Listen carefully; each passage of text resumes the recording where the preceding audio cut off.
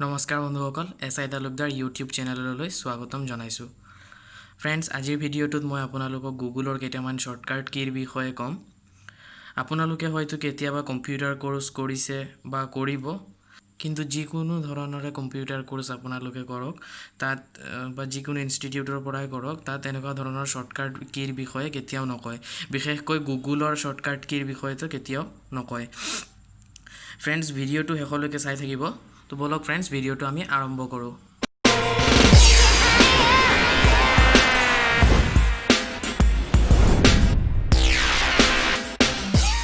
friends first shortcut keto হৈছে Ctrl+T মানে control press কৰি ধৰি ৰাখি টি প্ৰেছ কৰিব লাগিব এইটো ধৰি লওক মোৰ এইটো পেজত আছে Ctrl+T প্ৰেছ কৰি লৈছোঁ চাওক নতুন টেব খোল খাই গৈছে ফ্ৰেণ্ডছ 2 নম্বৰ সেকেন্ড যেটো আমাৰ শ্বৰ্টকাট কি হৈছে হেতু হৈছে Ctrl+Shift+T মানে কণ্ট্ৰল শিফট একেলগে প্ৰেছ কৰি ধৰি ৰাখি টি একেলগে প্ৰেছ কৰিব লাগিব এইটো কৰিলে কি হ'ব লাষ্ট জিনটো টেব আমি কাটি দিছো ধৰি লওক মই আপোনাক ইয়াত দেখাই দিছো মই এইটো টেব কাটি দিছো লগতে এইটো সব গুডস এণ্ড সাৰ্ভিসেস টেক্স এইটো জিএসটি এৰ এটা হেৰি আছে ওয়েবসাইট এটা খুলি থৈছো এইটো মই কাটি দিছো এতিয়া কাটি দিয়াটো আমি পটককে আকৌ ঘূৰাই আনিবলৈ কাৰণে কি কৰিম সিম্পলি ইয়াত কিবোৰ্ডত কন্ট্ৰল আৰু শিফট একেলগে প্ৰেছ কৰি ধৰি টিত প্ৰেছ কৰি দিম প্ৰেছ কৰি দিয়াৰ পাছত লাষ্ট আমি যোনটো টেব কাটিছিলো হেতু টেবটো আকৌ পুনৰ খোল খাই যাব আৰু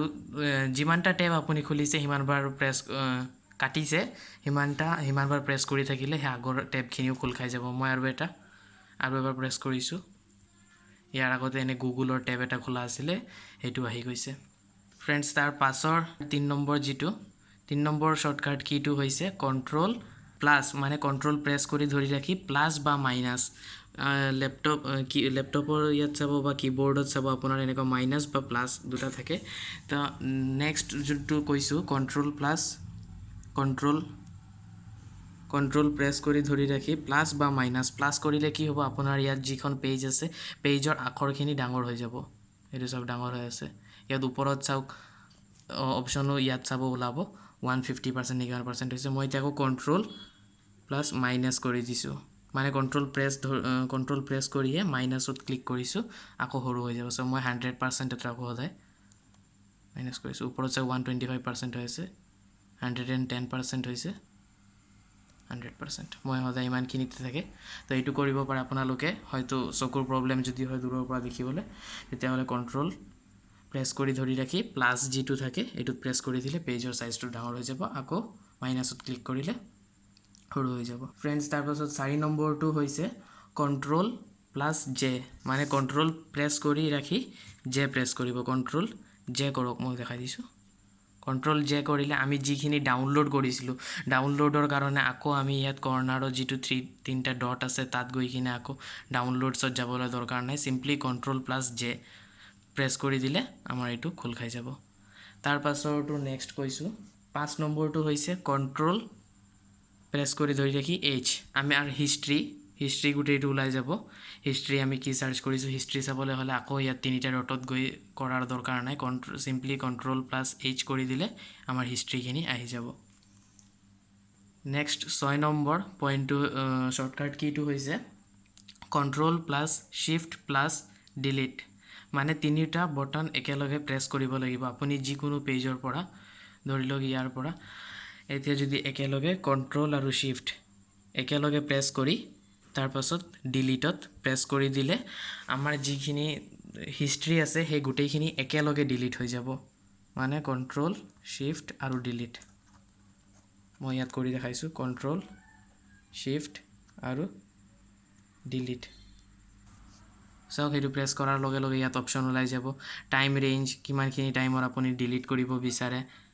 লাষ্ট 24 আৱাৰ্স নে লাষ্ট 7 ডেজ নে লাষ্ট 4 উইকস বা অল টাইম মোৰ ইয়াত অল টাইম সেট কৰাই থাকে গুটেইখিনি একেলগে ডিলিট কৰিব হলে ইয়াত ক্লিয়াৰ ডাটাত যদি ক্লিক কৰি দিয়ে আপোনাৰ যিমান হিষ্ট্ৰী আছে আজিলৈকে সব গুটেইখিনি একেলগে ডিলিট হৈ যাব হোৱাৰ পাছত তাৰ পাছত আকৌ বেক গুছি যাম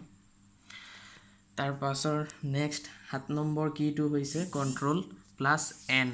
এই যোনটো কি আছে এইটো কৰিলে কি হ'ব আপুনি ইয়াত ধৰি লওক বহুত কেইটা টেব অন কৰি কিনে কিবা সাৰ্চ কৰি আছে বা চাই আছে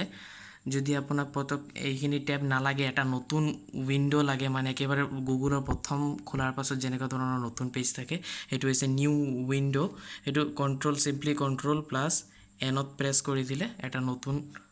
উইণ্ড' আহি যাব ইয়াত আপোনালোকে আকৌ যি আপোনাৰ দৰকাৰ সেইটো চাৰ্চ কৰিব পাৰে আকৌ এইখন কাটিলে আগৰ যিখন থাকিব টেব থকা সেইখন থাকি যাব কিন্তু ইয়াত যদি কাটি দিয়ে ইয়াত চাওক আমাৰ আগৰ যিটো পেজ আছে সেইটো থাকি যাব তাৰ পাছত নেক্সট আৰু এটা হৈছে নেক্সট কিটো 8 নম্বৰটো শৰ্টকাট কিটো হৈছে control plus shift plus N মানে কণ্ট্ৰল আৰু শিফট একেলগে প্ৰেছ কৰিব একেলগে প্ৰেছ কৰা থাকিব প্ৰেছ কৰি লগতে আপুনি এন প্ৰেছ কৰিব কণ্ট্ৰল শিফট আৰু এন একেলগে প্ৰেছ কৰিলে আমাৰ এইটো কি হৈছে ইউ হেভ গান ইনকগনিটো মোডত আমাৰ কি হয় আমি যিকোনো বস্তু যদি চাৰ্চ কৰোঁ সেইটো আমাৰ হিষ্ট্ৰীত ছেভ নহয় প্ৰাইভেচিৰ কাৰণে আপোনালোকে ইনকগনিটো মোড অন কৰি চাৰ্চ কৰিব পাৰে তো সেইটো কৰি ইনকগনিটত নিবলৈ হ'লে control plus shift plus N এইটো কৰিব তাৰ পাছত 10 নম্বৰ আমাৰ যিটো লাষ্ট শৰ্টকাট কি সেইটো হৈছে আপোনালোকে যদি ইয়াত কিবা ইউটিউব চাই আছে বা কিবা ৱেবছাইট ভিজিট কৰি আছে তেনেহ'লে বা বহুতকেইটা উইণ্ড' খোলা আছে কিন্তু একেবাৰে ফাইনেলি আপুনি এতিয়া আৰু গুগল ক্ৰম ইউজ নকৰে ডাইৰেক্ট কাটিব লাগে তেতিয়াহ'লে আপোনালোকে একেবাৰে প্ৰেছ কৰি দিব আকৌ ইয়াত চুকত ইয়াত গৈ কিনে কটাৰ দৰকাৰ নাই আকৌ মাউচত যাবলৈ দৰকাৰে নাই ইয়াত আপোনালোকে চিম্পলি ইয়াত প্ৰেছ কৰিব কণ্ট্ৰল আৰু শিফট একেলগে প্ৰেছ কৰি ডাব্লিউত প্ৰেছ কৰি দিব control plus shift plus W একেলগে প্ৰেছ কৰিলে আমাৰ গোটেই গুগল কাট খাই যাব চাওক কাট খাই গ'ল মই ইয়াত আকৌ এবাৰ কৰি দেখাইছোঁ গুগলটো খুলি লৈছোঁ ক্ৰম ব্ৰাউজাৰটো খোলাৰ পাছত এইটো কাটিব হ'লে বা যদি ইউটিউবো ওলোৱা থাকে চাওক ফ্ৰেণ্ডছ এনেকুৱা ধৰণৰ যদি ইউটিউবো ওলোৱা থাকে তথাপিও কণ্ট্ৰল প্লাছ শিফট একেলগে প্ৰেছ কৰি ধৰি ৰাখিব লগতে ডাব্লিউত প্ৰেছ কৰি দিব